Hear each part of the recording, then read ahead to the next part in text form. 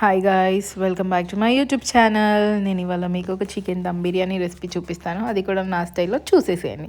Firstly KG chicken తీసుకోవాలి. KG చికెన్ని మంచిగా వాష్ చేసుకొని దాంట్లోకి 5 నుంచి 10 మిరియాలు, కొంచెం కస్తూరి మేతి, కొంచెం ఒక 5 లవంగాలు, ఒక 2 బగారాకు, ఒక దాల్చిన చెక్క ఇవి వేసుకున్నాక మనము దీంట్లోకి ఒక 4 టేబుల్ స్పూన్స్ ఆఫ్ పెరుగు, 3 టేబుల్ స్పూన్స్ ఆఫ్ కారం, 1 టేబుల్ స్పూన్ ఆఫ్ పసుపు, అల్లం గార్లిక్ పేస్ట్, ఇంకా అంతా వేసుకొని బాగా మిక్స్ చేసుకోవాలి. మిక్స్ చేసుకున్న తర్వాత దీన్ని 1/2 అవర్ టు 45 మినిట్స్ ఫ్రిడ్జ్లో మ్యారినేషన్కి పెట్టుకోవాలి. తర్వాత ఇప్పుడు బగారా రైస్ ఎలా చేసుకోవాలో చూపిస్తాను. ఫస్ట్లీ ఒక కేజీ చికెన్కి 1 కేజీ రైస్ తీసుకోవచ్చు. సో నేను ఇక్కడ 3 గ్లాసెస్ ఆఫ్ రైస్ తీసుకున్నాను. సో నాకు ఇది 3 glasses of rice equals to KG rice. దీన్ని బాగా వాష్ చేసుకొని నానబెట్టుకొని పక్కన పెట్టేసుకోవాలి. తర్వాత ఒక 5 to 6 ఆనియన్స్ తీసుకొని దాన్ని పొడుగ్గా కట్ చేసుకోవాలి. కట్ చేసుకున్న తర్వాత ఒక బాండీ పెట్టి దాంట్లో కొంచెం ఆయిల్ వేసుకొని మనం ఈ ఆనియన్స్ ఒక 5 to 6 ఆనియన్స్ కట్ చేసుకున్నాం కదా, అవి మనం ఈ ఆనియన్లు డీప్ ఫ్రై లాగా చేసుకోవాలి.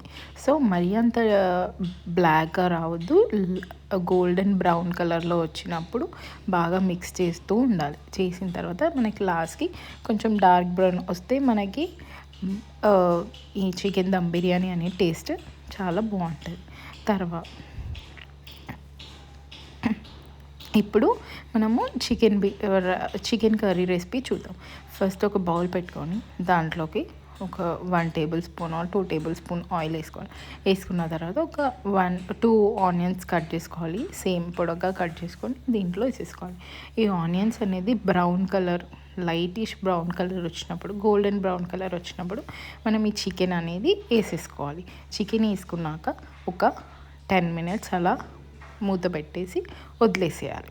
తర్వాత ఒక 10 మినిట్స్ తర్వాత మనం మంచిగా మిక్స్ చేసుకుంటే దీంట్లో నుంచి వాటర్ అనేవి అంతా రిలీజ్ అయిపోతాయి అన్నమాట. సో దీంట్లో నుంచి వాటర్ అనేది రిలీజ్ అయిపోయాక మనము కొంచెం గ్రేవీకి కావాలి అనుకుంటే ఇంకొంచెం వాటర్ వేసుకొని చికెన్ ఉడికేంత వరకు పెట్టుకోవాలి. పెట్టుకున్న తర్వాత చికెన్ బాగా మంచిగా ఒక 90% చికెన్ అనేది కుక్ అవ్వాలి.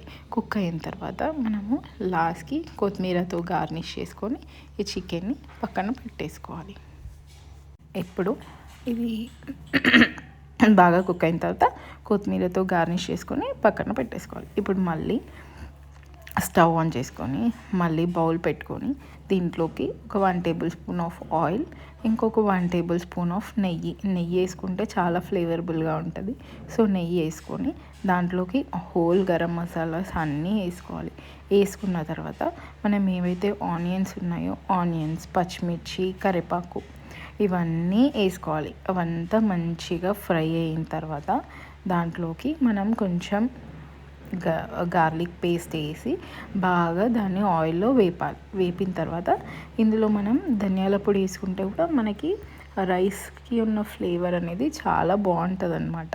సో అవన్నీ వేసుకున్న తర్వాత ఇవన్నీ బాగా ఆయిల్లో ఫ్రై అయ్యాక మనము ఒక 4 గ్లాసెస్, ఇప్పుడు మనం 3 గ్లాసెస్ ఆఫ్ రైస్ తీసుకున్నాం కాబట్టి ఒక 4 గ్లాసెస్ ఆఫ్ వాటర్ తీసుకొని దాన్ని బాగా బాయిల్ చేయాలి.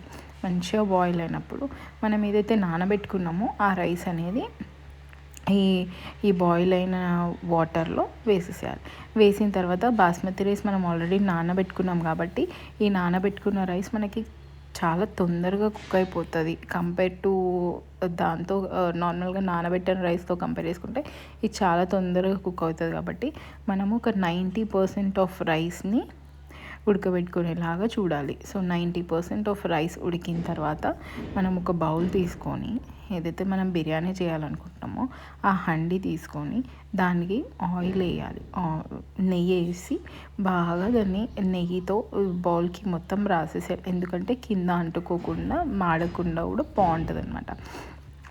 అండ్ అలా చేసిన తర్వాత ఫస్ట్ మనం కింద కొంచెం ఆనియన్స్ అనేవి ఏవైతే మనం ఆయిల్లో డీప్ ఫ్రై చేసుకున్నామో ఆనియన్స్ కొన్ని వేసేసేయాలి.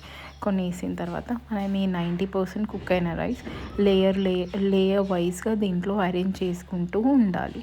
చేసుకున్నాక స్టవ్ పైన ఒక పెంక పెట్టుకొని దాన్ని ఒక 5 మినిట్స్ హీట్ చేయాలి. హీట్ చేసిన తర్వాత ఏదైతే మనం ఇప్పుడు లేయర్స్గా అరేంజ్ చేసుకున్నామో ఈ రైస్ని తీసుకెళ్ళి దానిపైన పెట్టాలి. ఒక 10 మినిట్స్ హై ఫ్లేమ్లో, ఒక 10 మినిట్స్ లో ఫ్లేమ్లో, ఒక 5 మినిట్స్ హై ఫ్లేమ్లో పెట్టి దాన్ని బాగా వాటర్ అంతా వెళ్ళిపోయేలాగా కుక్ చేసుకోవాలి. కుక్ చేసుకున్న తర్వాత వేడిగా సర్వ్ చేసుకుంటే చికెన్ దమ్ బిర్యానీ నా రెసిపీలో చాలా టేస్టీగా ఉంటుంది. మీరు ఒకసారి